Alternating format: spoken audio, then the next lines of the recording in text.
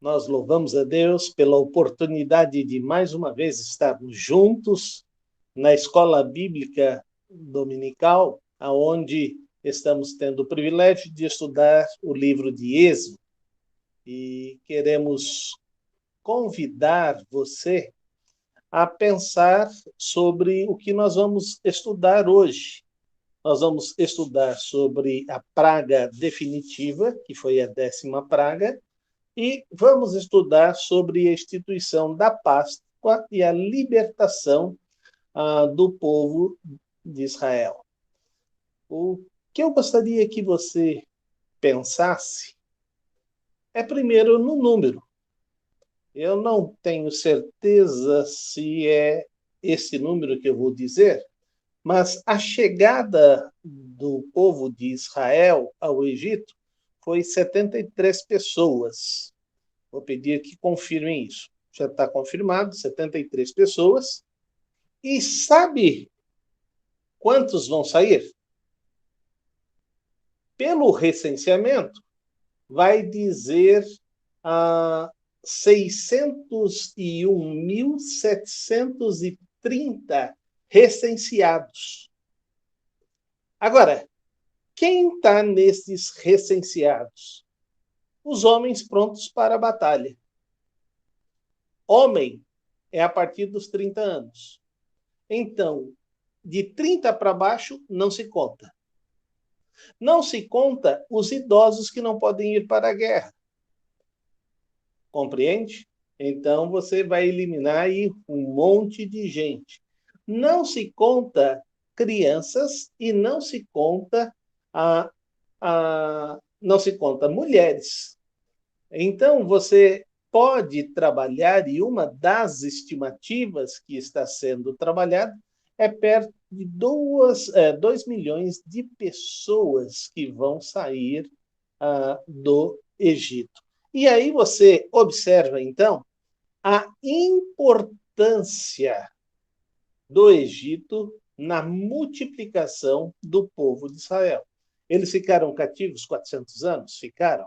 Houve a morte dos meninos? Houve. Tudo isto aconteceu. Mas isto não conseguiu frear a multiplicação do povo de Israel dentro do Egito. Mesmo sofrendo, e lembre-se que na hora da saída do Egito, da libertação depois de 400 anos cativos, eles vão lembrar que eles tinham água à vontade, que eles sempre estavam sentados junto a panelas de carne. Então, você começa a perguntar, realmente tinha tanto sofrimento assim? Né? E é importante a gente saber que o sofrimento é real, que o clamor do povo é real. E nesse estudo, eu gostaria muito que a gente percebesse algumas coisas. Por que a gente muda de opinião tão rápido quando chega às adversidades? E aí, o primeiro ponto que está com vocês.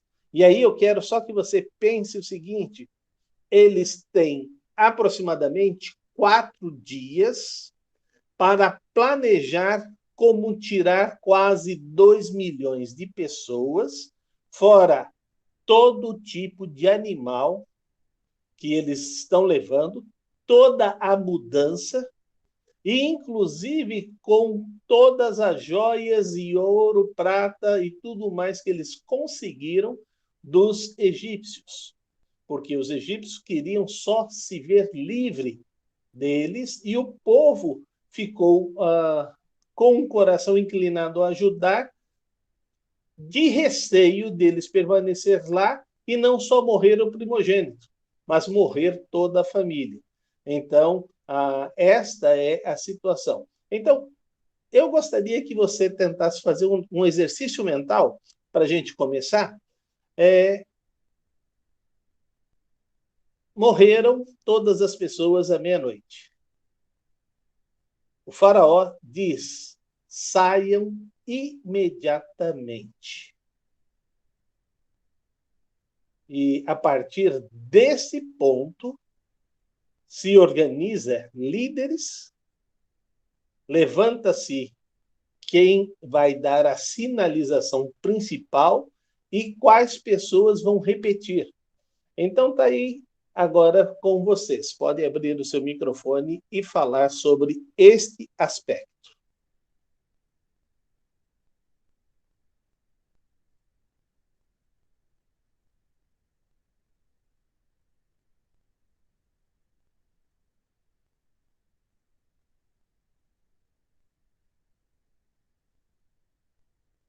Eu não entendi, pastor. O que eu estou querendo é que você faça um exercício na sua mente de que tipo de esforço foi necessário nesses 4 dias para organizar uma saída do Egito com aproximadamente 2 milhões de pessoas, sendo que está levando toda a mudança, toda a família, todo o gado para a terra prometida. Se o pessoal da Como logística descobrisse isso, iam ficar morrendo de inveja. Porque é só a gente pensar o seguinte: nós estamos tendo vários desastres naturais ao redor do mundo. No Brasil não é diferente. O nosso aqui se dá principalmente nas enchentes, e boa parte por não planejamento, né? A gente não escolheu corretamente os locais onde construir, onde morar e assim por diante, né? E além disso tudo, também não, os locais que a gente escolheu não foram bem equipados, né, para resistir a essas intempéries. E a gente vê a dificuldade que a Defesa Civil, órgãos governamentais têm para fazer qualquer tipo de evacuação. Agora, nós estamos falando aí de 10% da cidade de São Paulo, aliás, da grande São Paulo, né? São 20 milhões, estamos falando aí de 10% disso, ou então cidades inteiras, cidades de grande porte do Brasil, fazendo isso em 4 dias, né? Para começar, fico pensando só na questão de Moisés e Arão trazerem a comunicação. Nós, com todo o recurso tecnológico, nós temos alcançado vamos pensar aqui numa comunicação, o nosso máximo que nós atingimos foram 3 mil pessoas. Quem sabe um pouquinho mais do que isso. Com todos os recursos, não tem muito mais recursos que eles. Agora, eles vão lá, dão não só a notícia que iriam sair, mas como ia ser feito. Toda a instrução da Páscoa, a instrução específica. A instrução para não morrer na praga, para não ter o seu filho morto pela 10ª praga. E tudo executado, o texto bíblico narra que nenhum dos hebreus perdeu seus filhos, nem os seus animais, tudo executado com perfeição. Aí a gente só pode dizer, de fato é obra divina, que capacitou não só Moisés e Arão, mas toda a liderança para conduzir esse povo. Porque hoje, com muito mais estudo e muito mais recursos, a gente não faz isso. Uhum.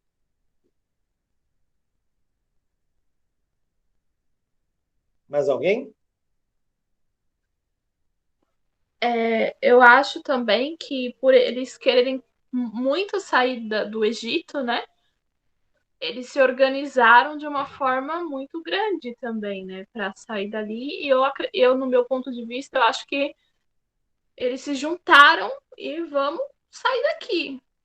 E também com a permissão divina, né? Porque já era para a terra prometida. Uhum.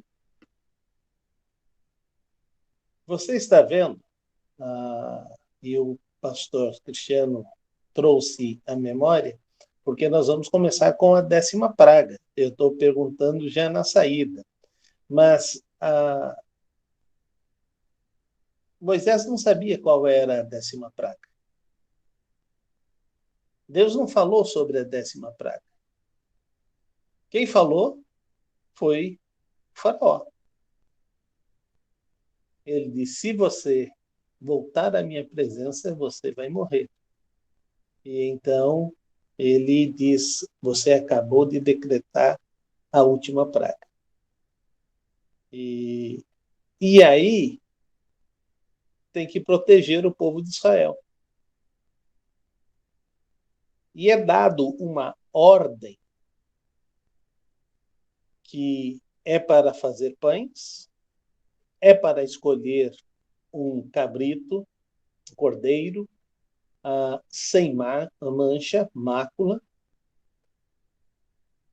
Ele precisa ser preparado, ele precisa ser sacrificado por família, o seu sangue precisa ser colhido e precisa ser aspergido na porta. Qualquer uma destas informações não seguidas, a proteção não estaria na família. Hoje, quando nós estamos lendo, ouvindo uma mensagem, a gente não tem mais essa visão que é da boca de Deus.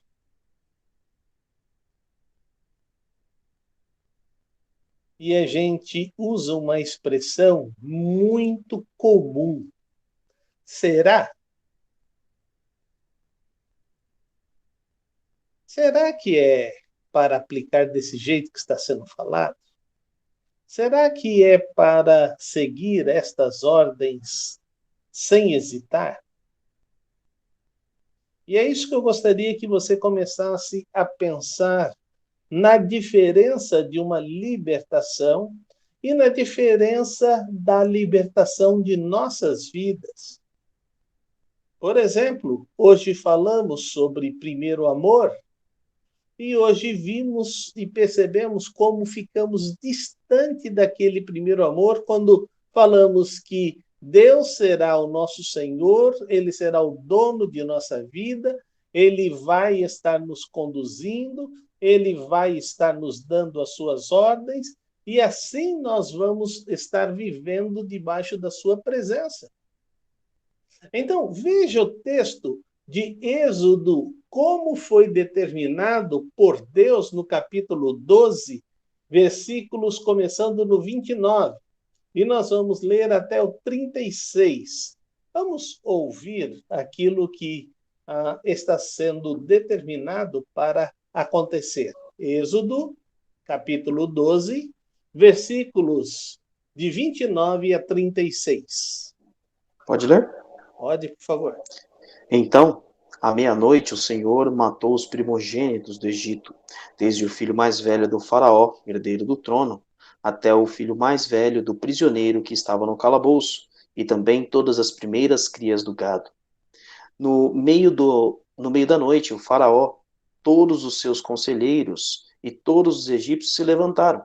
Houve um grande pranto no Egito, pois não havia casa que não tivesse um morto. Naquela mesma noite, o faraó mandou chamar Moisés e Arão e lhes disse: saiam imediatamente do meio do meu povo. Vocês e os israelitas vão prestar culto ao Senhor, como vocês pediram. Levem os seus rebanhos, como tinham dito, e abençoem a mim também. Os egípcios pressionavam o povo para que se apresentasse em sair do país, para que se apressasse em sair do país, dizendo: todos nós morreremos. Então, o povo tomou a massa de pão ainda sem fermento e carregou nos ombros, nas amassadeiras e embrulhadas em suas roupas. Os israelitas obedeceram à ordem de Moisés e pediram aos egípcios objetos de ouro e de prata, bem como roupas. O Senhor concedeu ao povo uma disposição favorável da parte dos egípcios, de modo que lhes davam o que pediam. Assim, eles despojaram os egípcios. Muito bem, nós estamos vendo aí que a ordem de Deus ela foi clara em cima da 10ª praga. O grande problema é que não temos essa data específica. E também os fatos que acontecem, eles estão sendo o tempo todo questionados. Eu tenho percebido alguns estudiosos trazendo caminhos que provavelmente havia sido seguido, e eu fico assim abismado com essas pessoas tão estudiosas a falarem coisas que não têm nada a ver com a Bíblia.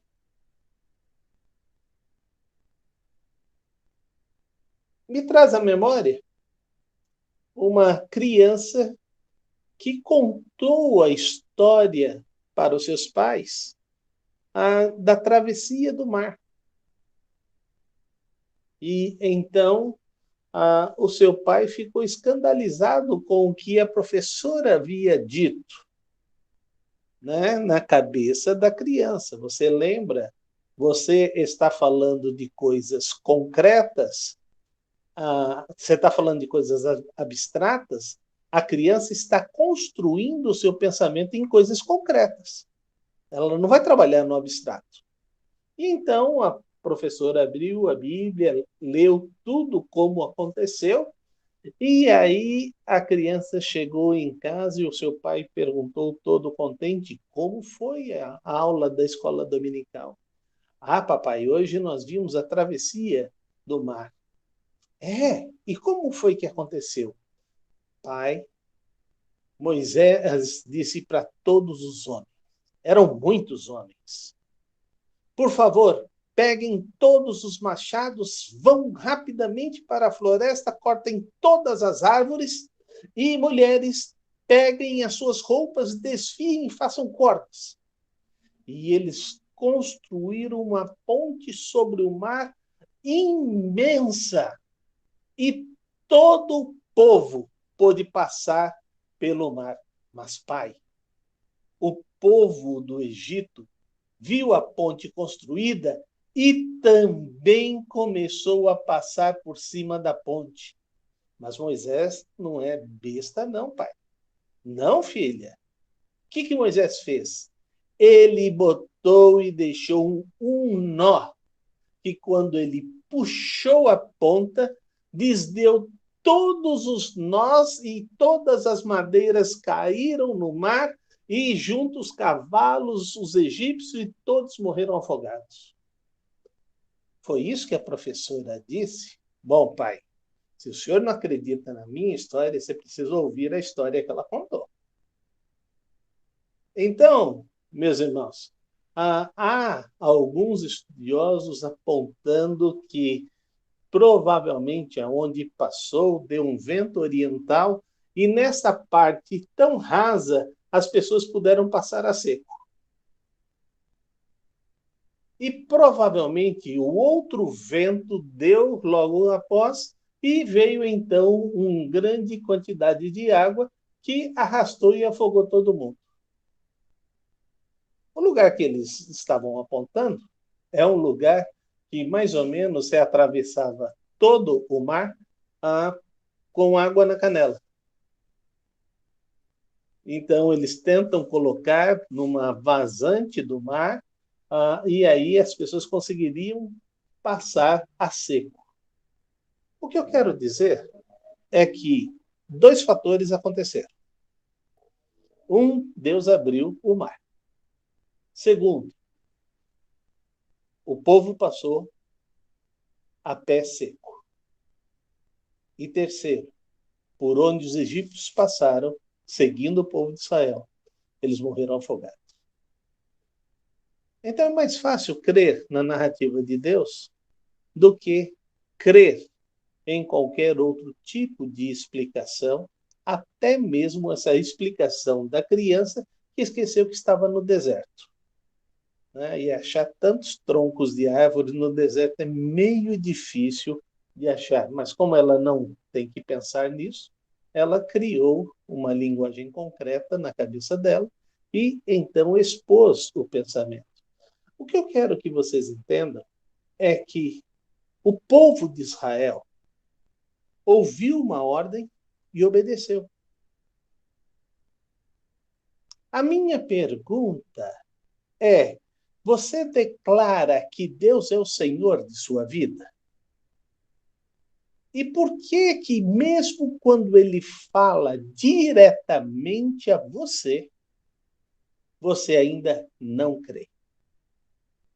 Eu tenho escutado muitas pessoas, principalmente quando eu estou ministrando, conhecendo Deus, fazendo sua vontade, e as pessoas têm dito com muita frequência: eu nunca ouvi Deus falando diretamente a mim.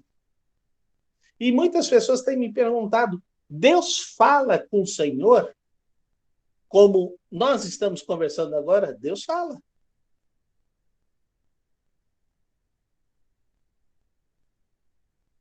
Mas Deus mais fala pela palavra dele. Mas se ele tem que falar algo específico a cada um de nós, ele vai falar. E é isso que a gente precisa entender. O grande problema é que quando nós estamos diante de uma grande missão, a gente tenta buscar atalhos. E veja, o segundo aspecto é oferecer atalhos para aquilo que Deus determinou que deveria acontecer. Assim, Satanás fala conosco como falou desde o Jardim do Éden. Ele procura a mulher e diz: você não morrerá se comer da árvore da vida. Mas Deus disse: não, não vai morrer.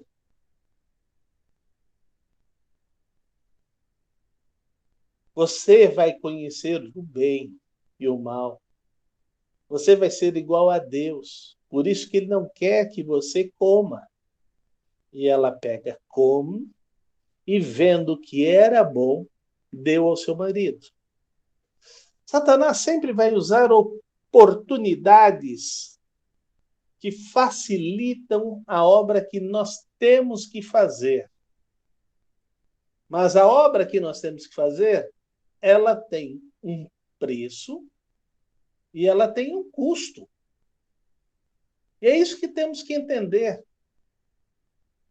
Por isso que ele diz que o caminho que conduz ao céu, ele é estreito e a porta é apertada. Então, nós temos que entender que se está tudo muito fácil no caminho que está sendo proposto, essa proposta provavelmente não venha de Deus. E aí, então, em Êxodo, capítulo 8, verso 25, veja o que eles pedem. E quer dizer, pedem não, oferecem a Moisés. Êxodo 8, 25. Pode ler, por favor.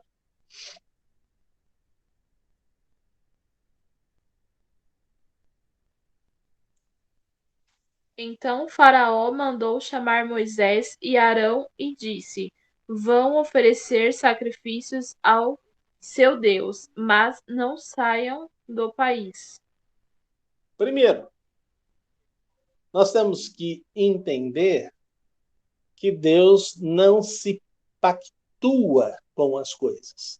E aí eu vou trazer um exemplo que aconteceu comigo e eu liderando a igreja, levei todos os jovens. Eu sempre gostei de ver rodeio, mas todos os rodeios que eu assisti eram rodeios norte-americanos. Então eu via os campeonatos constantemente em canais fechados através desses rodeios. E aí, e vários filmes de rodeios eu já tinha assistido. E aí eu disse, gente, veio eu não esqueci como é chamado esse grupo que vai de cidade em cidade, mas eles chegaram para fazer um rodeio em Campinas. Eu disse, essa é a oportunidade da gente ver pessoalmente. E aí eu fui com todos os jovens. E nós chegamos lá, teve o show country e tudo mais, apresentaram os peões que iriam fazer e o que eles iriam fazer, e daqui a pouco é parado tudo e vem a consagração do rodeio à Nossa Senhora Aparecida. E aí eu disse para as pessoas, eu já não vou ficar mais. Como assim, pastor? O senhor estava tão interessado em ver? É que agora passou a ser um culto. Passou a ser oferecido a um Deus. E eu não me sinto bem e Deus não se agrada de eu estar aqui. E eu então disse, minha orientação é que vocês saiam e não continuem permanecendo. A grande maioria saiu e alguns permaneceram lá. O que eu quero dizer para você é que a gente se mistura com as festas oferecidas a deuses e Deus não pactua com isso. Quantas quermesses você já participou da vida? Quantas festas de bairro liderado pela igreja, envolvendo um culto a um santo, você já participou da vida? E agora ele oferece, fiquem aqui no nosso meio e cultuem a Deus, não tem problema. Será apenas mais um Deus dentro de todos os deuses que nós já temos. E então Moisés disse, de maneira nenhuma continuaremos aqui desta forma. Então Deus quer que nós saiamos do meio da idolatria. E então não aceita. Mas aí vem a segunda oferta. E isso está em Êxodo 10, 11. Se alguém não entender as aplicações que eu estou fazendo, por favor, interrompa, porque eu já estou falando do fato e aplicando para os nossos dias. É Êxodo 10, 11. Isso. Somente os homens podem ir adorar ao Senhor, se é isso o que vocês querem. E Arão e Moisés foram expulsos da presença do rei.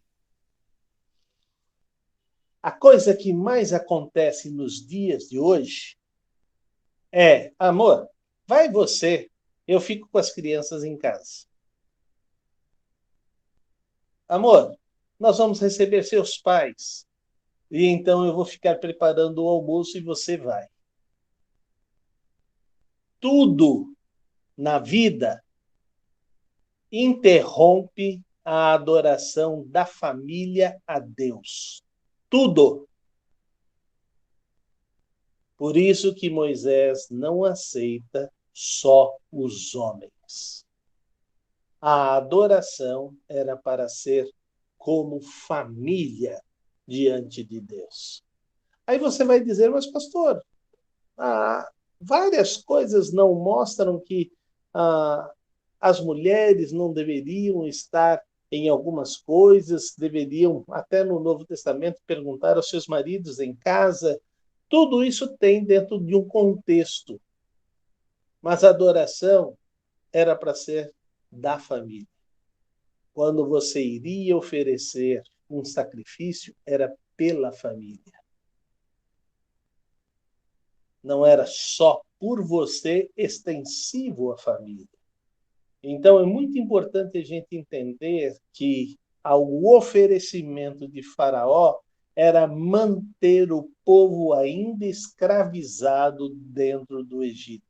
Os homens não iriam embora e deixariam suas mulheres, seus filhos lá como escravos e iriam adorar e cultuar a Deus. Então, nós temos que ter em mente que o que não foi aceito por Moisés, hoje, e aqui eu estou diante de 2 sacerdotes dos seus lares, é muito facilmente aceito por nós. E a nossa família vira e mexe não está na igreja.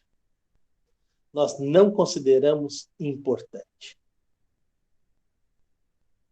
Eu nunca me esqueço que aconteceu um episódio na casa do meu pai, que chegou uma visita. E aí minha mãe ficou fazendo algumas coisas para a visita, para que depois, quando chegássemos todos, já pudéssemos comer juntos. Passado 2 semanas, a mesma visita voltou. E meu pai disse, é muito bom receber você de novo, mas agora você vai conosco para a igreja. A visita nunca mais voltou. Satanás encontra a maneira de tirar você definitivamente da casa de Deus. O seu apartamento na praia, que é uma bênção dada por Deus, pode se tornar a maior pedra de tropeço na sua vida. Você tem direito a tirar um mês de férias e passar lá no seu apartamento? Tem. Agora eu queria te fazer uma pergunta. Se você for usar somente esse direito para ficar no apartamento, significa que você vai ficar 11 meses pagando todas as despesas de ter uma casa sem usar. Você acha isso um bom investimento? Então a gente tem que pensar muito bem. Ou a gente vai simplesmente dizer, eu sei que o domingo é do Senhor e eu sei que eu tenho uma igreja que eu vou participar e vou adorar a Deus como a igreja, ou eu simplesmente vou ignorar tudo isso e às vezes que eu não tiver nenhum outro programa melhor, eu vou para a igreja com a minha família. Eu quero só te dizer que os seus filhos estão aprendendo isso direitinho. E eles vão seguir isto como uma regra certa.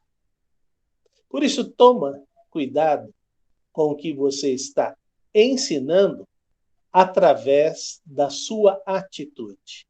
A terceira situação que Satanás oferece ao povo é a mais praticada dentro da igreja.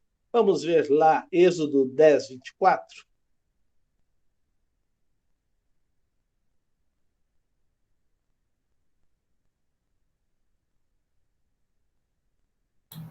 Então Faraó chamou Moisés e disse: Ide, servir ao Senhor. Somente fiquem vossas ovelhas e vossas vacas. Vão também convosco as vossas crianças. Agora pode ir todo mundo. Entendeu? Agora pode ir todo mundo. Mas somente deixem as ovelhas, os bois.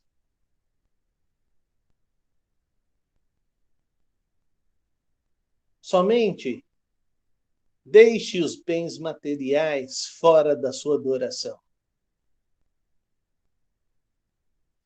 Afinal de contas, você já deu uma oferta para a igreja. Agora eu tenho uma pergunta para fazer. Quem é o dono de tudo que está na tua mão? Deus. Todo mundo diz facilmente Deus. E se Deus pedir tudo? A pessoa vai dizer, Deus me livre. Aí o bicho pega, hein, pastor? Sabe o que eu tenho escutado? É que a viúva pobre deu tudo porque não dava nem para comprar um sanduíche de mortadela. Entendeu? Tenha um recurso só na sua mão, que se você juntar mais uma moedinha, dá para comprar o lanche daquele dia, e você vai descobrir que você não abre mão disso. A maioria das pessoas fazem como fazia no tempo que Jesus estava olhando as pessoas consagrarem as suas ofertas na igreja. Havia sacerdotes muito felizes, porque muitos deitavam muito. Só que esse muito não tem nada a ver com aquilo que Deus determina como um exercício de fé. Então, muitas pessoas estão dizendo abertamente: será que nós temos que participar realmente com 10% mais oferta? Eu quero te dizer que isto é chão, é base, não é o teto. O teto é este: cada um contribua segundo o propósito no seu coração, não com tristeza ou por necessidade, porque Deus ama quem dá com alegria. Esse é o teto. O teto é: façam provas de mim se eu não vou abrir a janela do céu e derramar bênção tal que adivinha maior abastança. Esse é o teto. É você viver um relacionamento com Deus totalmente dependente de Deus. E Satanás não almeja que isso aconteça na sua vida. O que ele espera sempre é que você continue a agir sem depender de Deus. E tome cuidado com essas coisas, porque quando nós deixamos de depender de Deus, as coisas geralmente se complicam. Então, as alternativas que o maligno ofereceu para Moisés como líder do povo de Israel foram estas coisas. E hoje, facilmente, estamos aceitando essas alternativas diabólicas em nossa vida. E você tem que tomar muito cuidado, porque quando Satanás nos agarra, verdadeiramente, ele começa a nos dizer claramente: será que Deus quer que você viva tão escravizado assim se ele te liberta? Será que você não tem o direito de experimentar isto? E quando nós começamos a experimentar, nós vamos perceber que o pecado já tem domínio sobre nossas vidas e sobre o nosso agir. Lembre-se de um detalhe: quando a porteira é arrombada, aonde passava boi, vai passar agora boiada. E isto está acontecendo o tempo todo. O outro aspecto que eu fiz logo no início foi fazer uma pergunta: como de 73 pessoas, só no recenseamento foram 601.730 recenseados, homens para a guerra.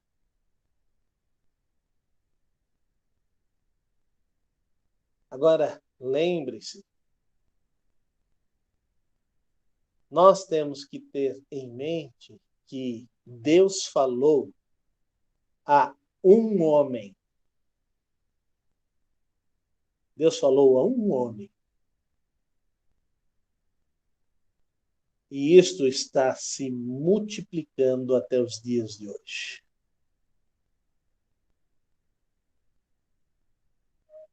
Uma promessa feita, uma promessa mantida.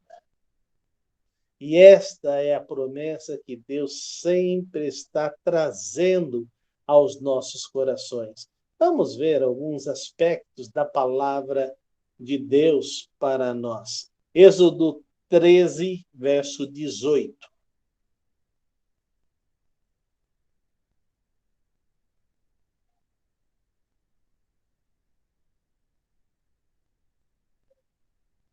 Assim, Deus fez o povo dar a volta pelo deserto, seguindo o caminho que leva ao Mar Vermelho.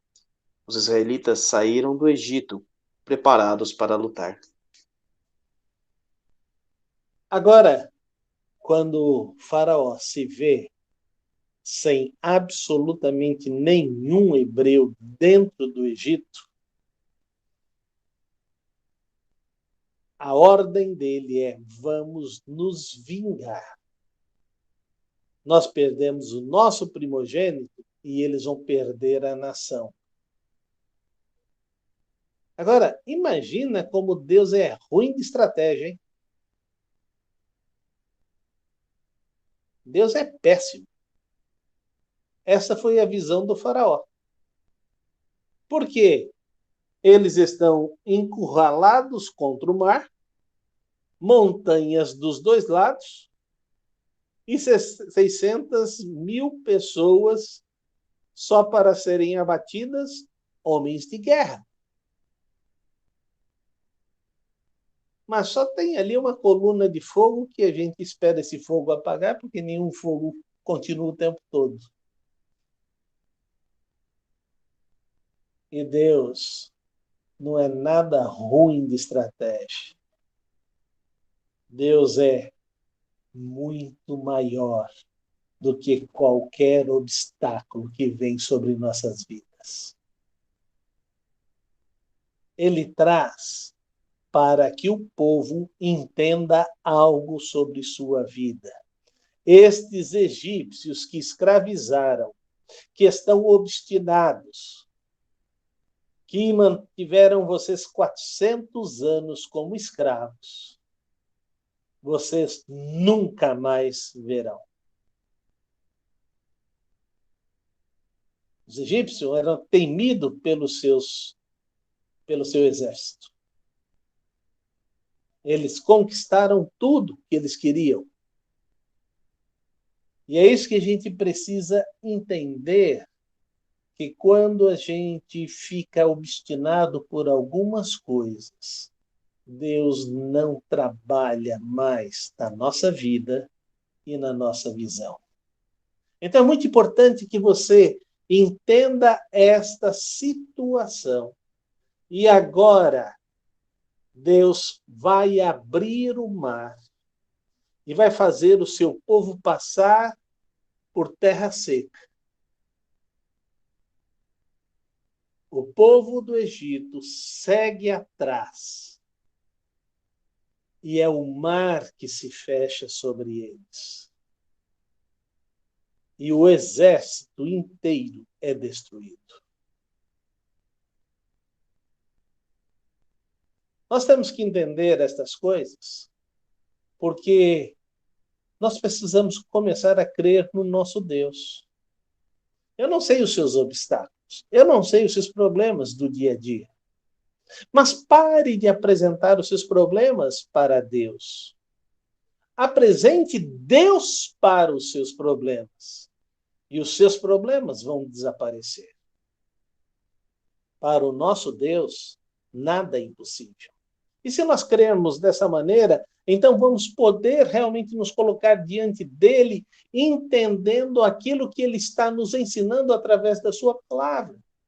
Veja agora Êxodo, capítulo 12, verso 38. Pode ler, por favor. Êxodo 12, 38.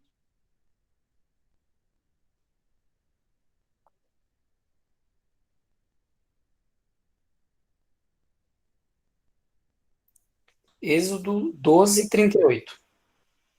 Com eles foram muitas outras pessoas, e também muitas ovelhas e cabras, e muito gado. Muito bem. Nós estamos vendo que não foi só a libertação do povo de Israel, mas junto com o povo de Israel havia vários outros escravos de outros países.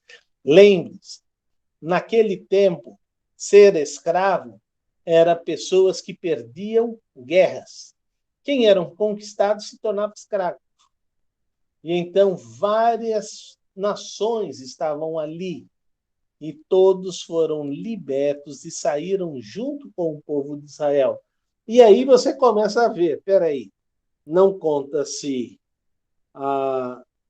mulheres, não conta-se criança, não conta-se idosos e não conta os estrangeiros. Mas todos esses vão seguir a liderança de Moisés. Todos esses passam a ter experiência com o Deus único e verdadeiro. Mas o povo teve que aprender debaixo de duras lições que Deus é um Deus único e que Ele não admite que os seus filhos adorem outros deuses. E aí a gente começa a correr um novo grande risco. O que é o seu Deus? Não, pastor, eu não tenho nenhuma imagem diante de mim. Interessante. Você vai em alguns quartos e você vai encontrar meninas com um pôster de vários garotos. Algum tempo atrás eu vi uma menina chorando e eu perguntei, por que você está chorando? Porque ele não quer mais falar comigo. E eu disse, qual o problema dele não querer falar mais comigo? Mas eu amo tanto que ele não pode deixar de falar comigo. E aí você tem que fazer uma pergunta. Em que grau esse garoto está para a sua vida?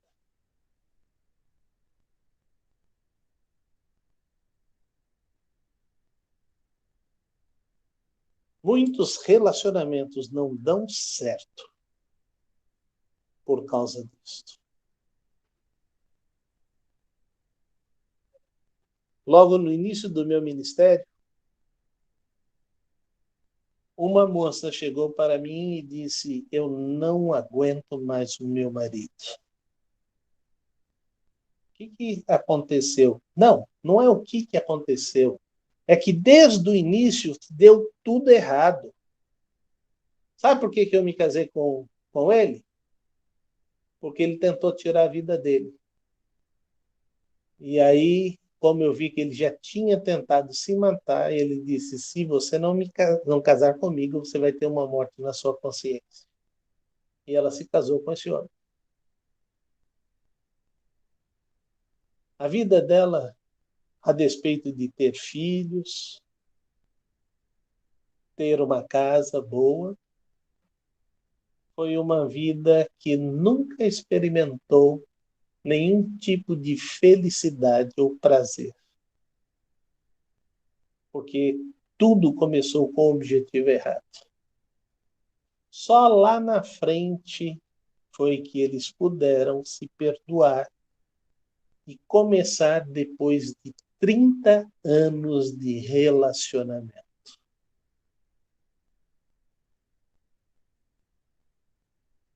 Eles já não são mais vivos, por isso que eu posso contar isso. Mas os últimos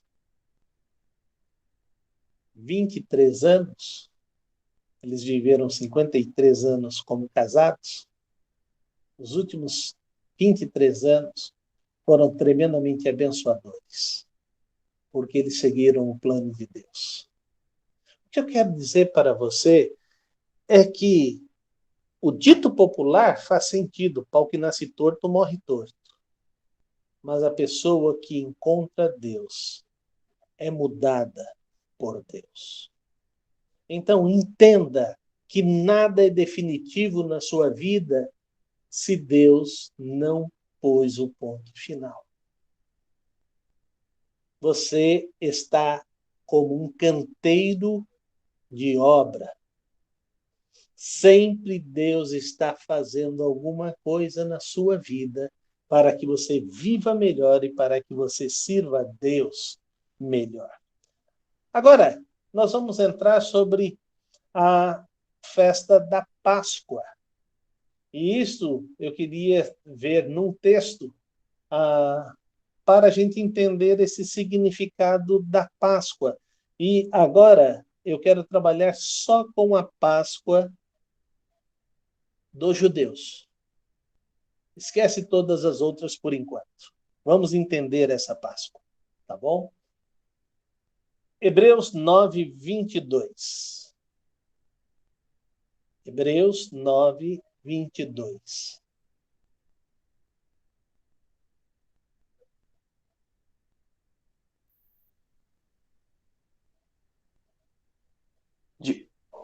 Tá perto do microfone? Tá. De fato, segundo a lei, quase todas as coisas são purificadas com sangue. Sem derramamento de sangue, não há perdão.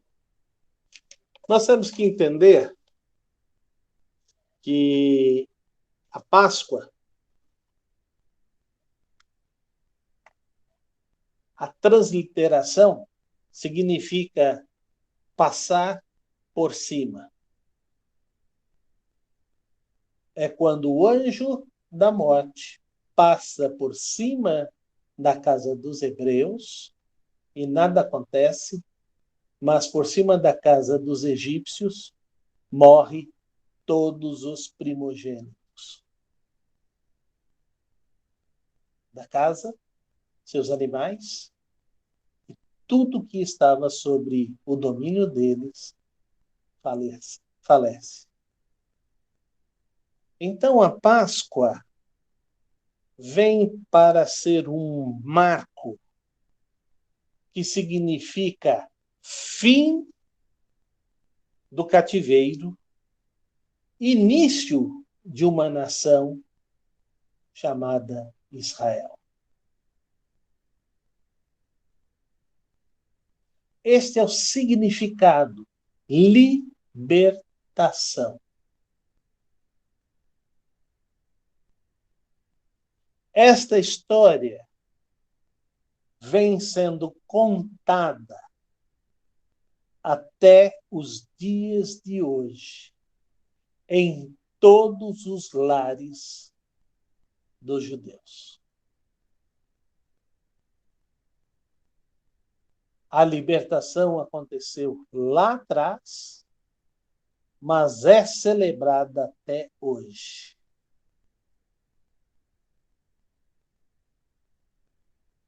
Quero trazer algumas coisas para vocês. E aí eu vou pedir que os nossos professores me ajudem aqui. Eu vou dar textos específicos para cada um. Cíntia, Êxodo 12:11. Márcio, Êxodo 12:21. Bia, Êxodo 12:27. A Beth está aí? A Beth, Êxodo 12:43. Está falando duas pessoas. Quem é a outra pessoa? Sou eu?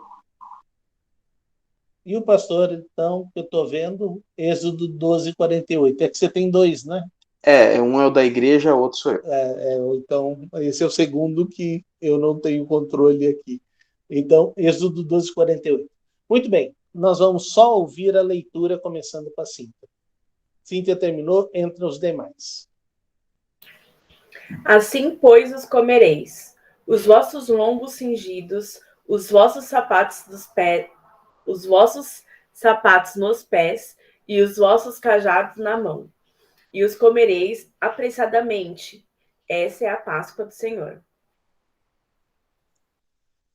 Moisés mandou chamar todos os líderes do povo e disse: escolham carneiros ou cabritos e os matem para que todas as famílias israelitas possam comemorar a Páscoa.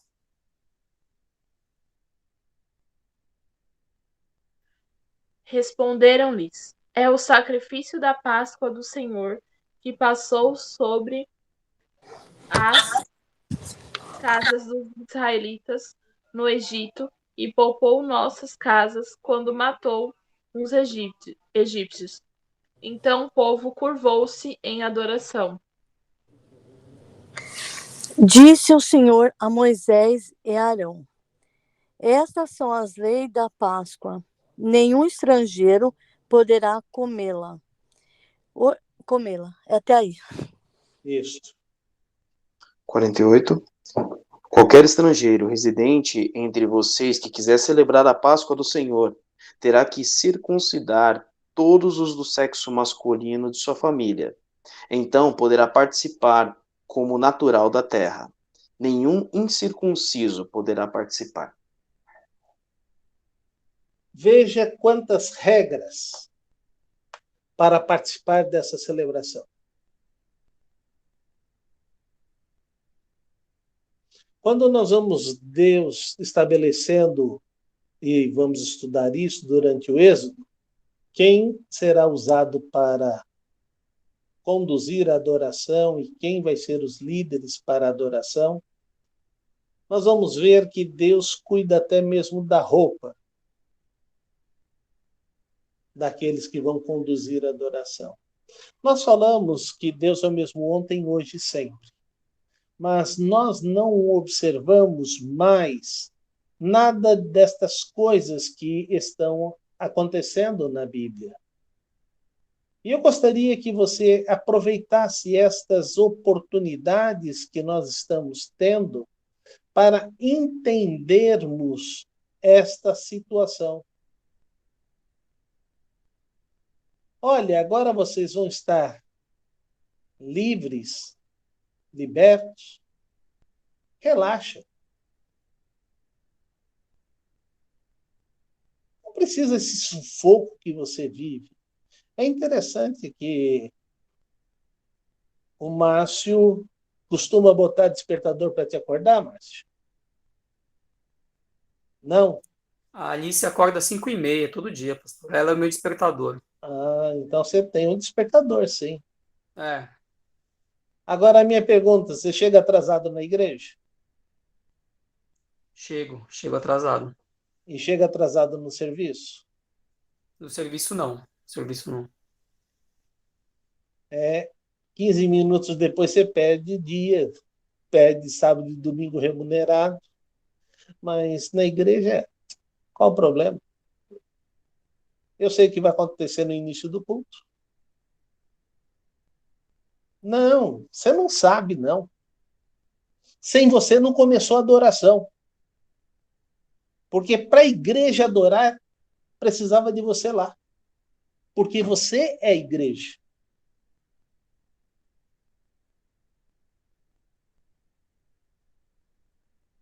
Esse é o grande problema. A gente não trabalha na nossa mente dessa maneira.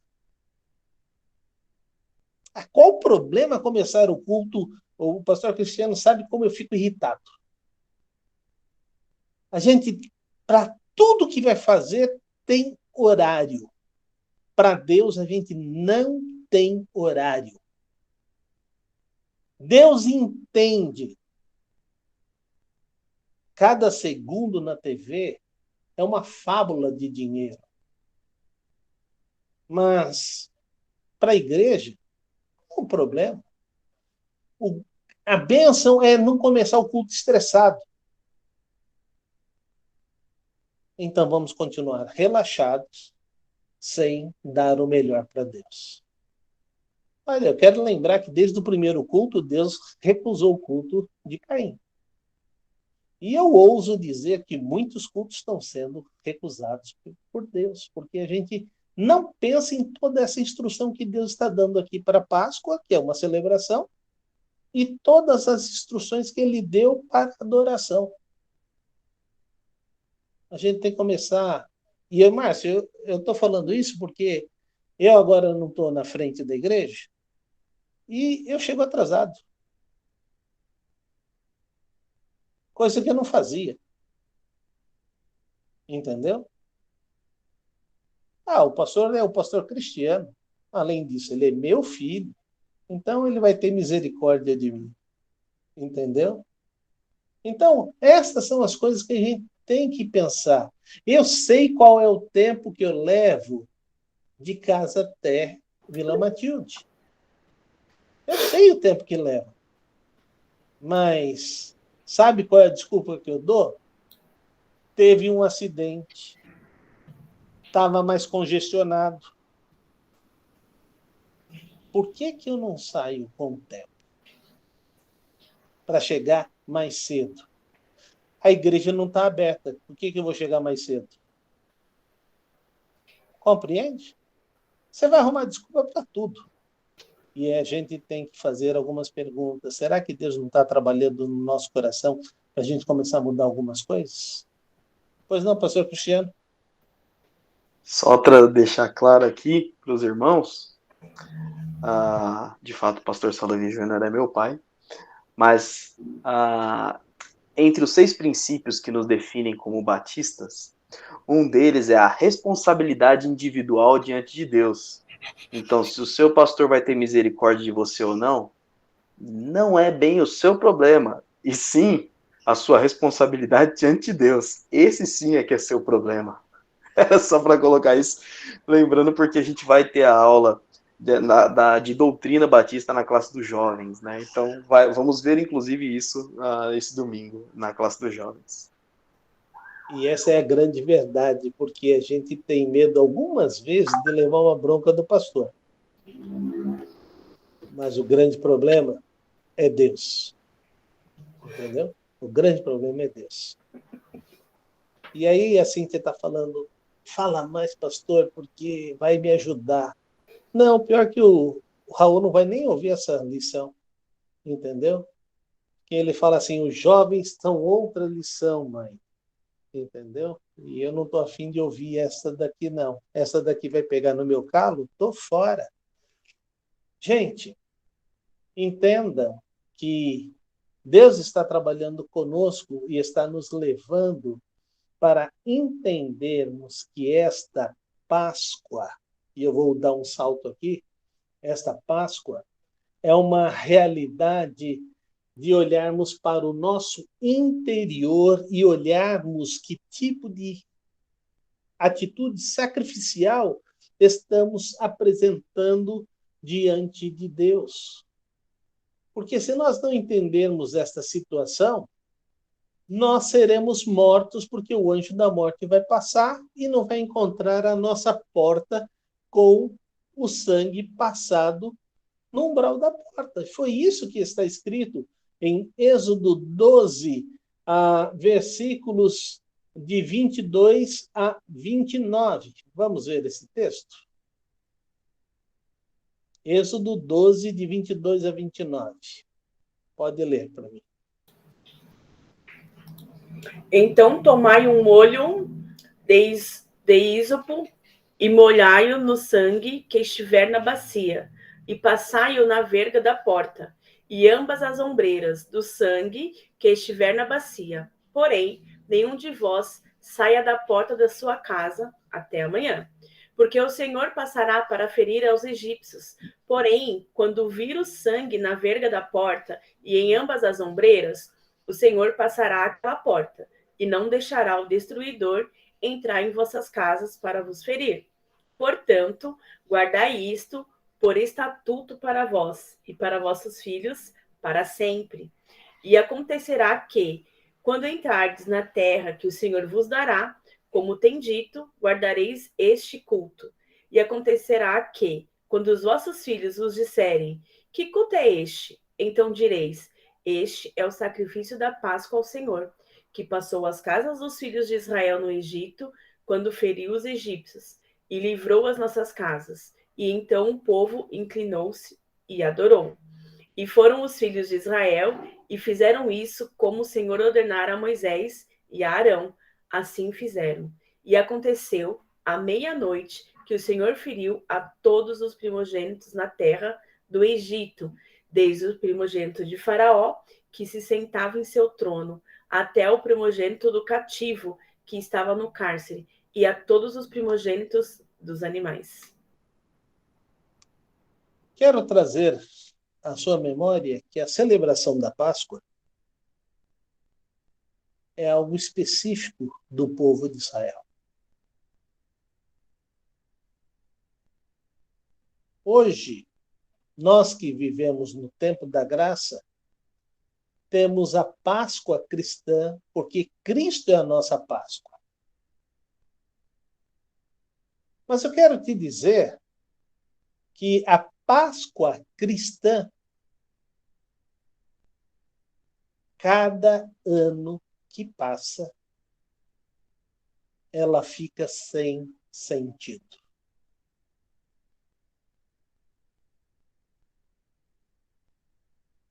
Quando estava pastoreando Campinas,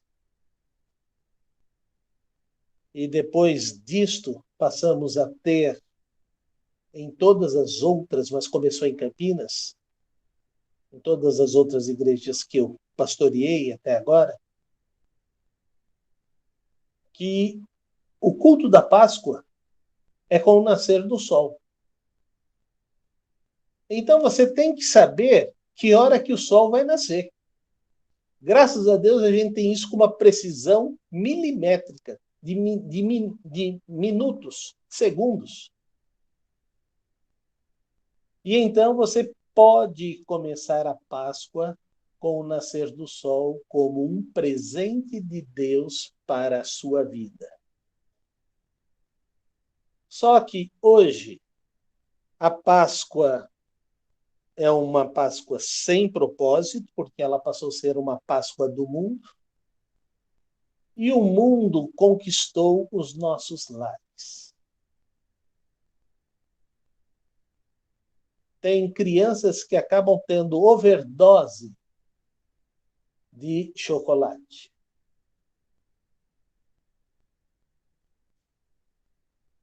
Quando eu era presidente do Lar Batista de Crianças, eu tinha a ilusão de dizer: a gente precisa dar um jeito para que as nossas crianças tenham o seu ovo de chocolate. Gente, dá vontade de dizer, por favor, não tragam mais ovos de chocolate para o Lar Batista. Porque as crianças ganham mais de 10, 15, 20, 30, 40, 50 ovos de Páscoa cada uma. Parece que você quer resolver o seu problema de não ajudar com a Páscoa. E se eles fossem comer todos os ovos de Páscoa que eles ganham, nós mataríamos eles com overdose de chocolate. Tem unidades que recebem tantos ovos de chocolate que os ovos de chocolate duram meses, porque é dosada a quantidade de chocolate que pode comer. E se você for perguntar, o Lar Batista precisa de várias outras coisas? Centenas de outras coisas. Mas nós queremos satisfazer com algo que o mundo diz que é importante e queremos tratar dessa maneira. Mas isso também é dos nossos pais, dos nossos avós, que nesses momentos estão trazendo a Páscoa do mundo para dentro dos nossos lares. Eu não sei, o Cristiano pode me dizer, eu era de comprar chocolate antes da Páscoa? O senhor diz os ovos de Páscoa? É. Antes da Páscoa? É. Não, a gente ganhava no dia. Ganhava no dia. Eu ganhava no dia, não ganhava. Já é um Bom, erro se da minha você parte. se você comprava antes, eu não sei, mas eu ganhava no dia. Algumas vezes era almoço na casa da avó Elza, a mãe da minha mãe, e aí a gente ganhava lá quando morava em Campinas. Não, mas aí não tem nada a ver comigo. Lembrança. Se ganhava dos avós, não tem nada a ver comigo.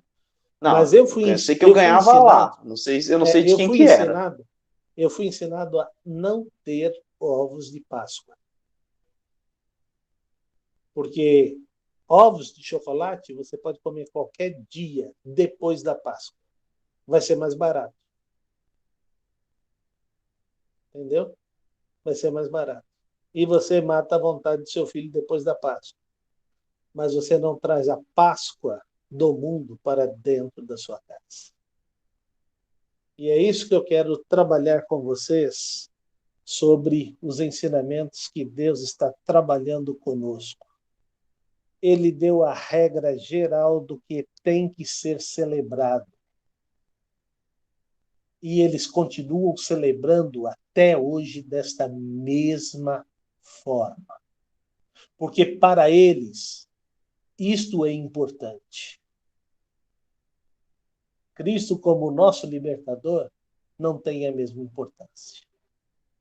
Mas nós vivemos no tempo da graça. Eu espero, queridos, Eu não quero misturar as duas Páscoas para que a gente não traga, não deixe de aprender a lição do que para eles é fundamental no seu relacionamento com Deus. E eu espero que verdadeiramente nós possamos ter em mente, hoje a frase que é dita, a porta está aberta, o libertador não veio, esperemos para o próximo ano. Eles até hoje esperam por Cristo. Eu sei que em um momento Cristo será revelado e 144 mil deles vão reinar com Cristo no céu. 12 mil de cada tribo. Esta é a promessa que Deus fez. Então, que nós tenhamos em mente e que possamos nos colocar diante de Deus, dizendo, Senhor, dá-nos entendimento à luz da Tua palavra e que possamos honrar e glorificar o Teu santo nome, sabendo que o Senhor libertou com mão poderosa o povo do Egito, que foi o Senhor que fez com que o Deus do impossível, o Deus único e verdadeiro, se tornasse visível para toda a humanidade. Não é Moisés que libertou, mas é o Deus de Israel que libertou o povo de Israel. Amém? Vamos agradecer a Deus? Ó Pai, muito obrigado por tua bênção, muito obrigado por tua palavra, muito obrigado pela maneira como o Senhor aplica nos dias de hoje os teus ensinamentos. Dá-nos entendimento, dá-nos sabedoria e que possamos exaltar e glorificar o teu santo nome. Queremos ainda te pedir que o Senhor continue falando a cada um de nós. Há muitas lições a serem vividas por cada um e que possamos exaltar e glorificar o teu santo nome. É o que eu suplico em nome de Jesus. Amém. Pastor? Queridos, obrigado pela presença dos irmãos. Pastor Salovi, obrigado pela aula. Que Deus abençoe os irmãos no aprender hoje, dessa aula e no praticar dessa aula também. Só, pastor Cristiano, hoje vamos destacar que a Bia está conosco pela primeira vez. Bia, seja muito bem-vinda. A Beth continua firme e forte conosco. Então, que Deus abençoe. E os demais irmãos que estão ouvindo esse recadinho, pode participar. Só tem oportunidade de crescer mais ainda no estudo da palavra. Obrigada, pastor. Deus abençoe a todos. Obrigada, pastor. Obrigado.